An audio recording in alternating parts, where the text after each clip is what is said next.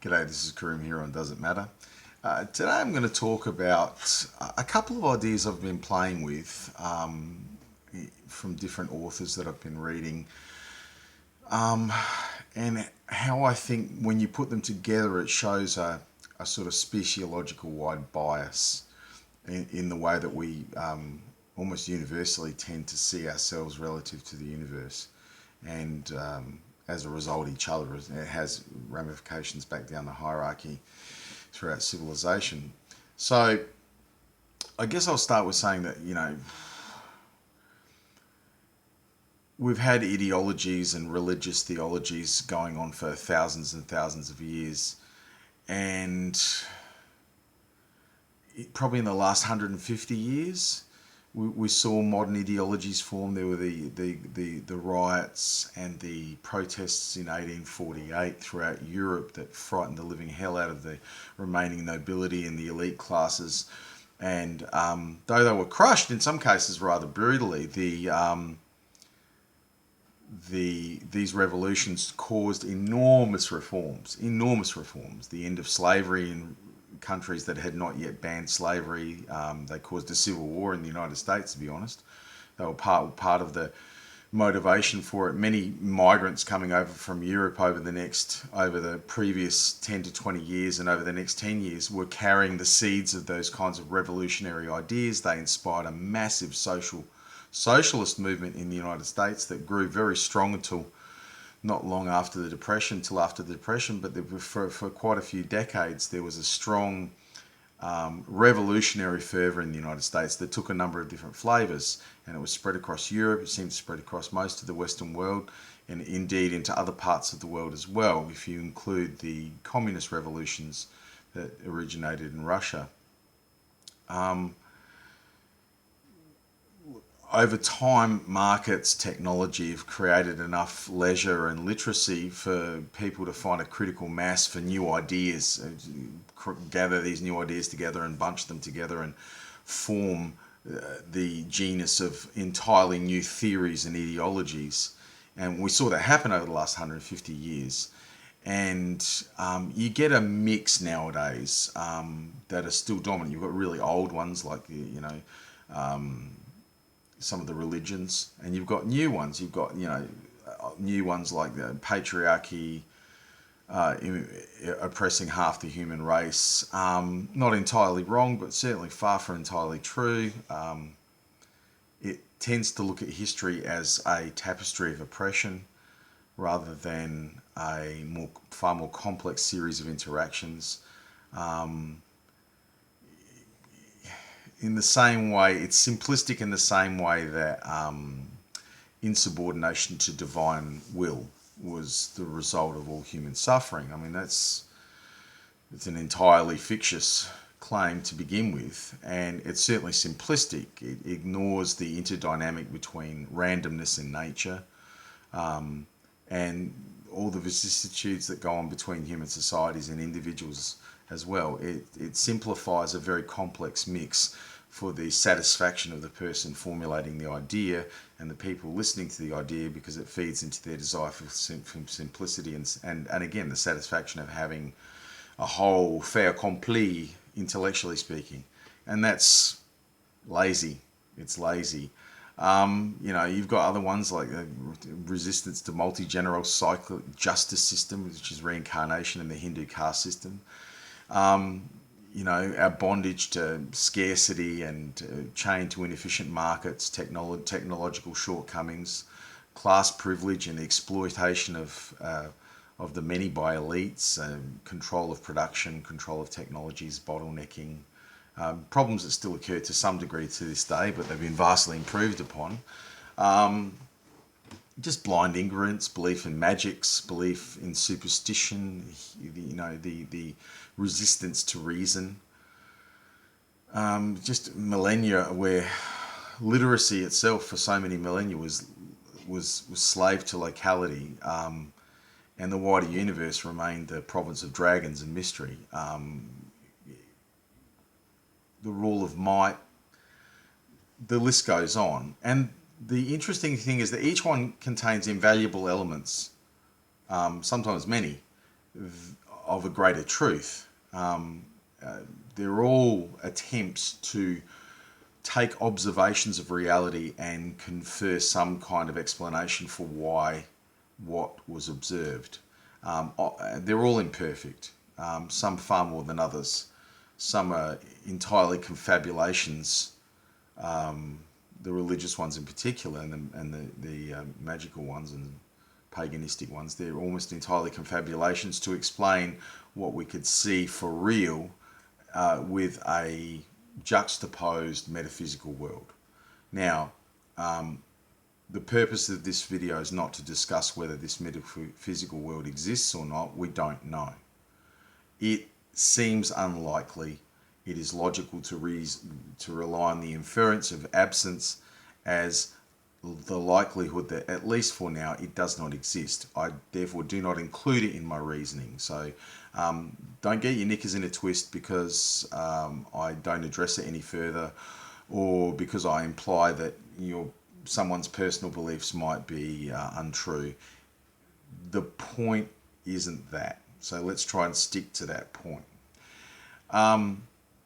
All these beliefs claimed their central doctrine was that they were the singular and main truth of history, that everything we know stemmed from the dogma of their choosing, and that they alone somehow had captured the central truth of existence and civilizational structure. And, as soon as you start to say it to yourself, even about a belief that you genuinely have, if you're a Marxist or you're a social reconstructionist, feminazi, or you're a Hindu, or you're some form of deep-seated neoliberal, the markets are magic kind of person, there is a certain degree of truth in any direction you move in. You'll find nuggets of truth in the mud and the morass of mythology, but they're not whole truths cut from the broader cloth of existence. They're not. We know they're not. They're littered with contradictions, littered with gaps, and poor explanations, or entire lack of explanations as to what was in these gaps. They're useful fictions. They allow civilization to take place. They allowed us to bond as many human beings as we could together in order to do things, build bigger villages, build roads, bridges. I don't know if you've ever tried to build anything, and I'm sure many of you have, but I'm a bit of a Gumby with my hands. I try. And making stuff's really hard. It's hard. It's really difficult. Just basic woodwork, some basic concreting, paving. Terrible at all of them. I try. I do them, but I don't. It takes a long time to produce just passing results, let alone superb results. It's hard work. So you can imagine small communities would really struggle to have the skill base, as well as the energy, time, and surplus of time and energy and resources to be able to build a bridge, just one bridge across the local river that could make a huge difference in terms of their trade connections to another village or township. And so over time, populations would grow, particularly if they had good surpluses and they had enough technological advance that they could improve their mortality rate somewhat and keep more of their children alive.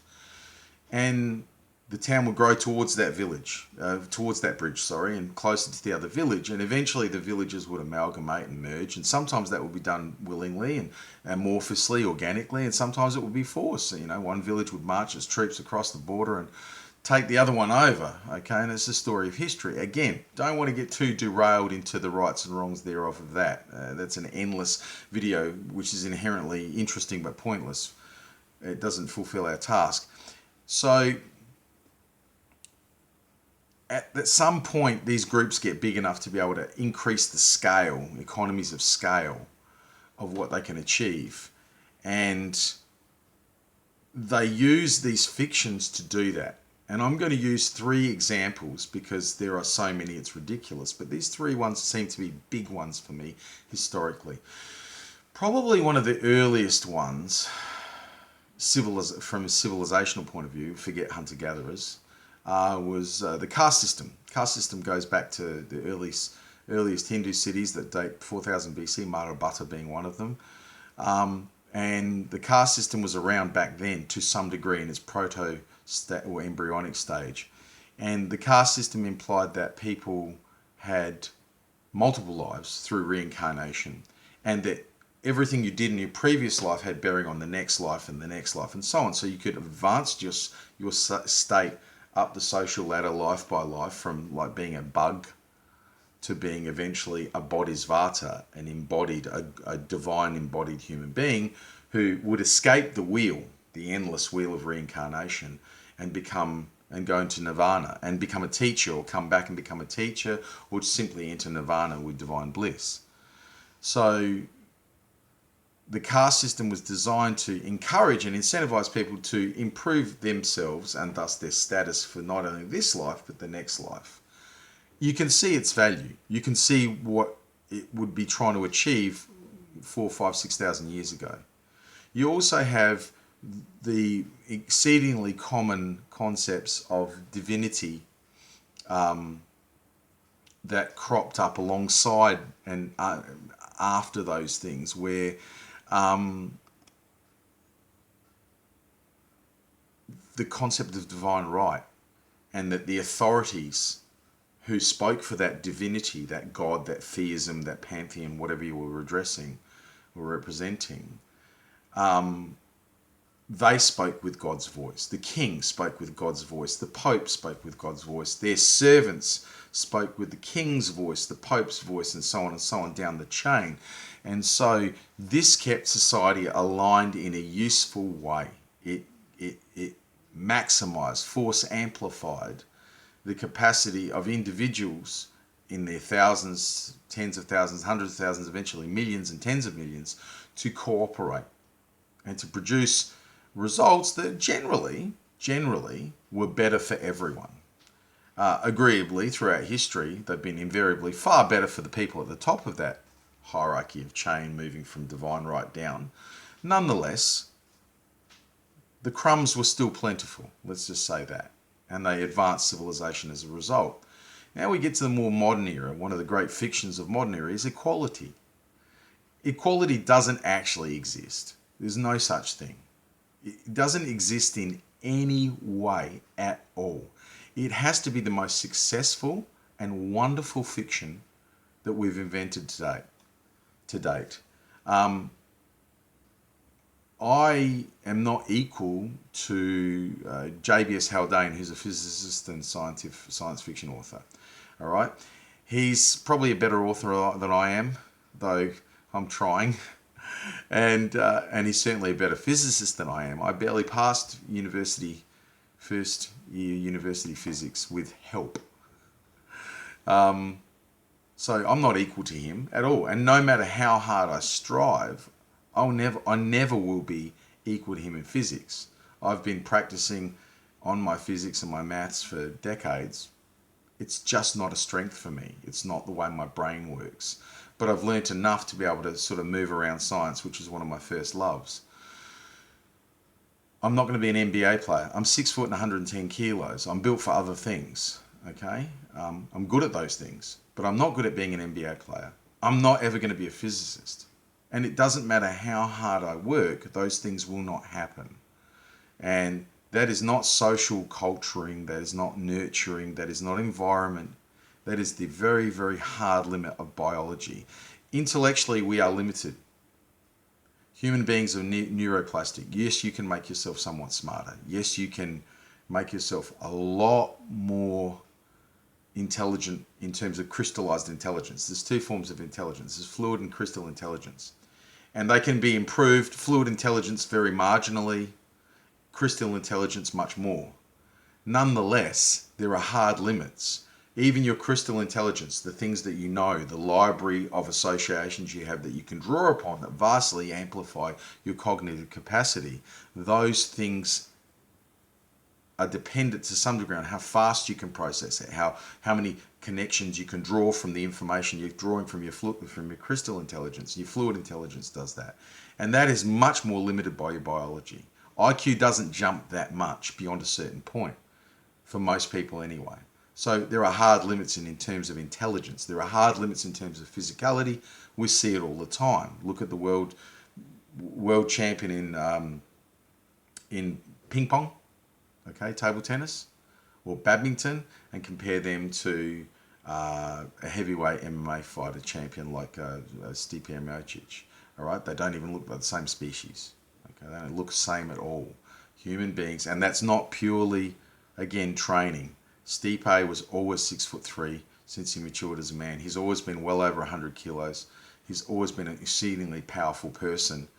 Okay, just by genetics alone. Comes from a family of big, strong people. That's just the way they are.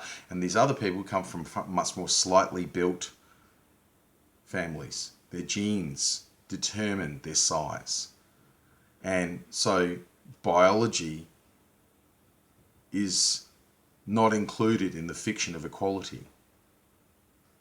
And we use equality to make sure that we avoid some of the worst excesses of human nature.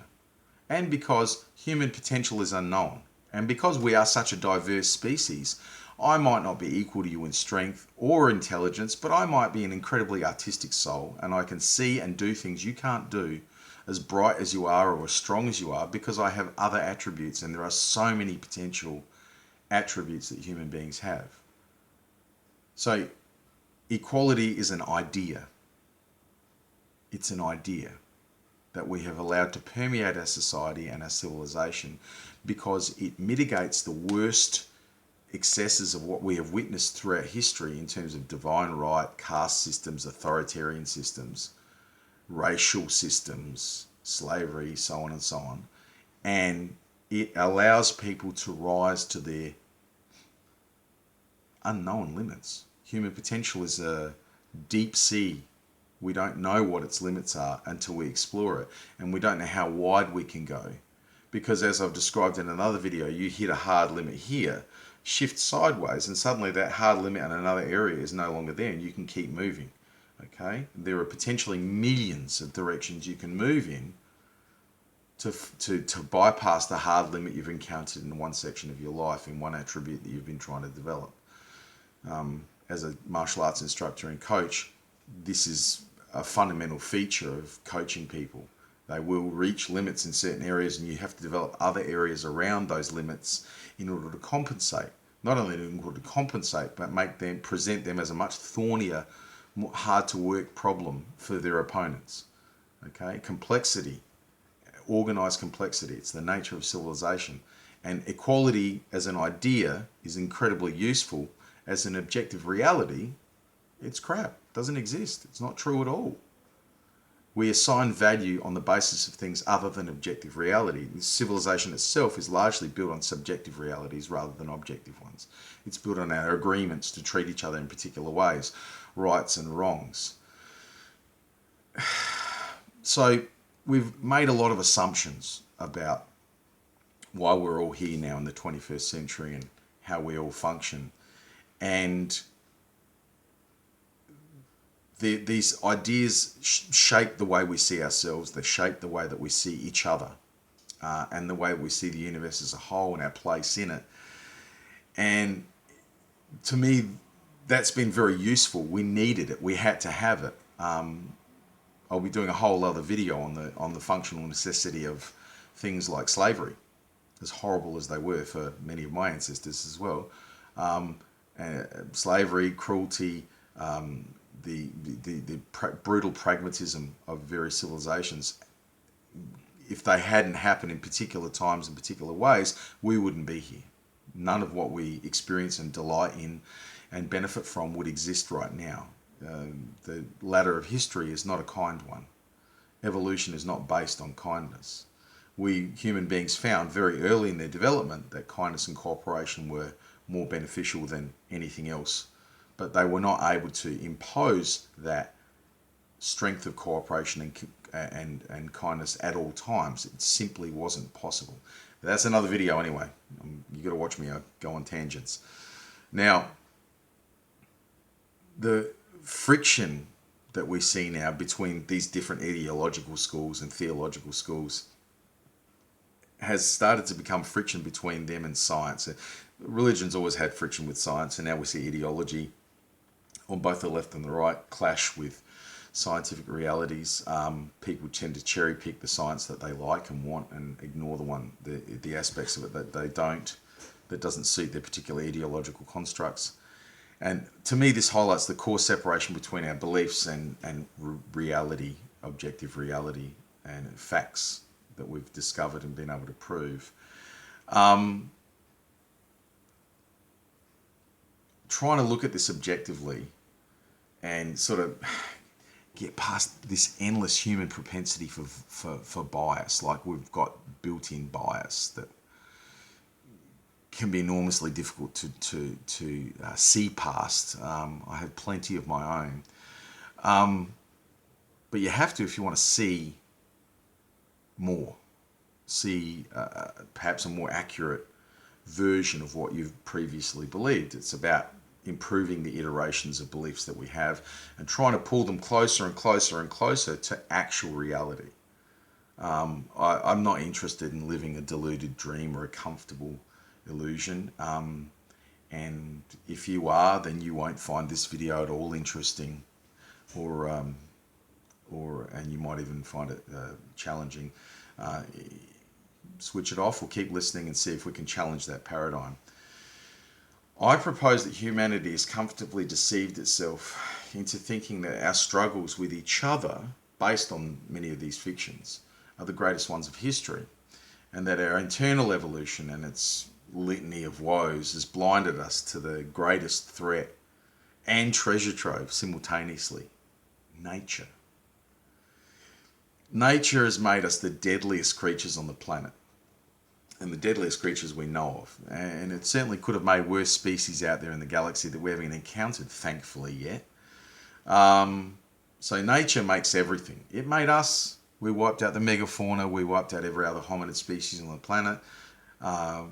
We've done a good job of wiping out large components of our own population insanely.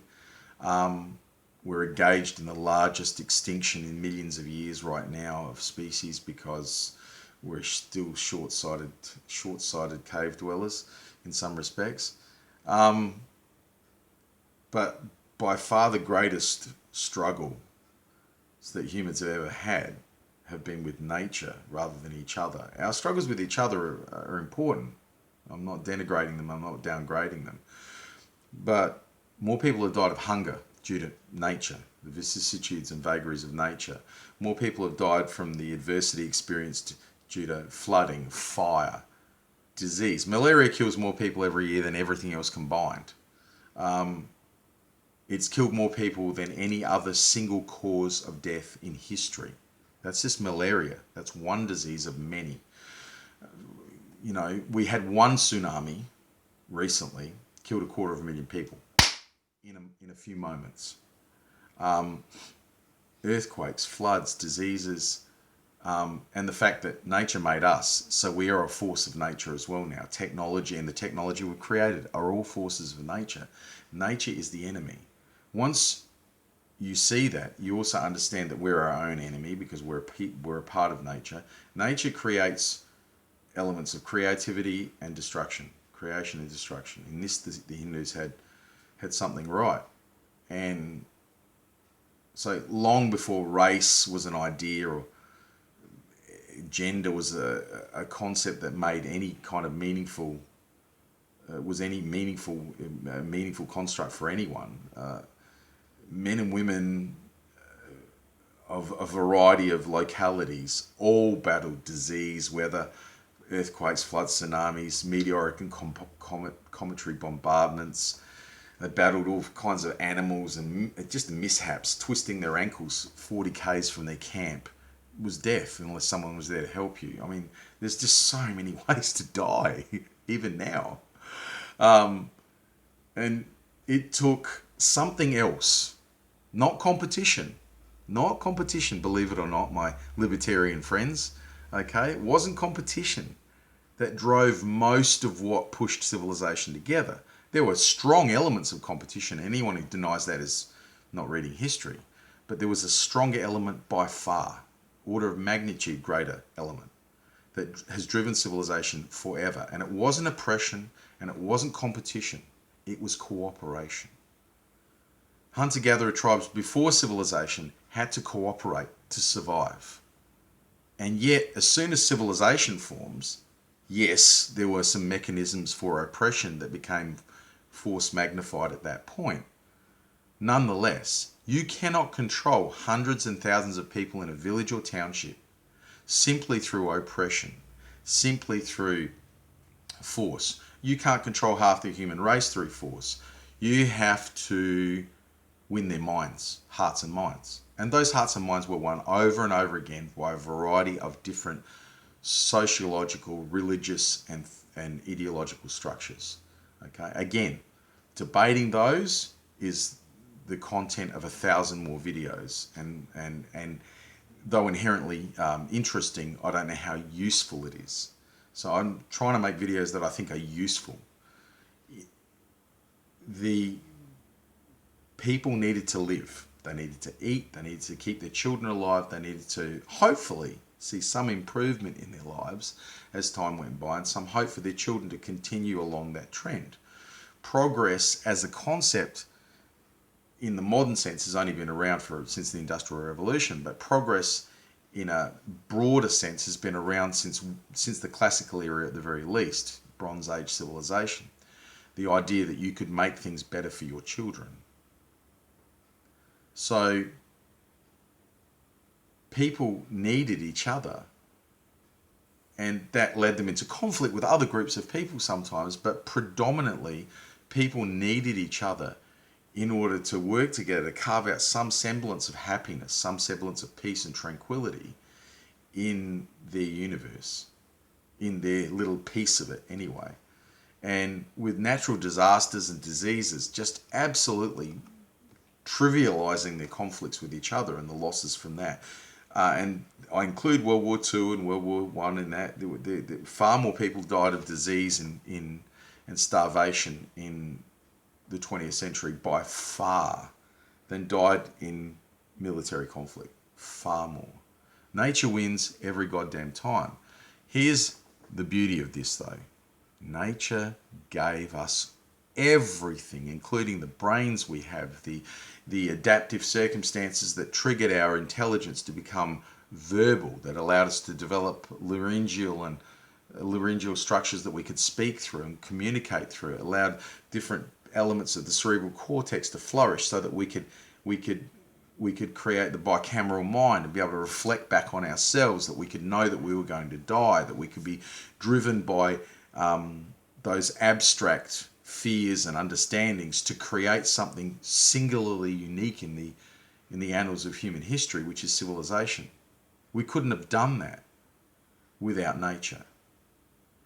But the whole time, nature's been trying to wipe us out. Mount Toba, the supervolcano in Indonesia, blew in about 70,000 years ago and probably wiped out most of the human race. The estimates are that the nuclear winter that it caused planet-wide wiped out a ton of species, but it was particularly hard on humans. Now, there's some different theories as to why that might have been the case, but to be honest, there's not a lot of evidence. We don't know. But what we do know from genetic data is that human beings were reduced to somewhere between 10, as many as 40,000, and as little as 10,000 breeding pairs. Now, there's some debate over this. It's not a fact, but it's an idea or theory with a fair bit of evidence, and I would be inclined to believe it. There are bottlenecks in human history genetically where we can see the population shrank by significant or even huge amounts. So nature's been trying to wipe us out for a long, long time. We haven't seen those bottlenecks from human activity against each other at all. I mean, you make a dent in human population like the Mongols did, a 5% dent or whatever it was, killing 80 million people over the course of a generation or two. They made a dent. That was it. Nature's taken most of us out, more than once. So our relationship with nature is complicated. But nature is our enemy. Nature is also our mother. Nature gives us everything we need. If we focus too much on each other, which is what I suspect might be muddying the waters for the climate change and ecological disaster and this grand extinction that threatens us all, massive species-wide extinction, the sixth great extinction of the planet, on the planet. is that we get so focused on each other and our conflicts with each other and our ideological differences and all the associated beliefs that go with it, that we're actually ignoring facts. We're ignoring the facts that we are collapsing ecosystems at an unprecedented rate. We're ignoring the fact that the pollution that we're producing is changing the planet in a whole variety of ways, not just the weather. We're polluting the water tables. We're reducing our freshwater reserves. We're doing all kinds of things that are disastrous in the medium term, not just the long term. But we're so busy fighting each other and trying to prove our points and identifying with those points and being colonized, as I've said before in other videos, we're colonized by our ideas, that we're not able to actually see what the facts are telling us. The facts are telling us that we are unsustainable, we are horribly inefficient, we need to ramp up our technology dramatically and move to a much more efficient cradle-to-cradle based technological system.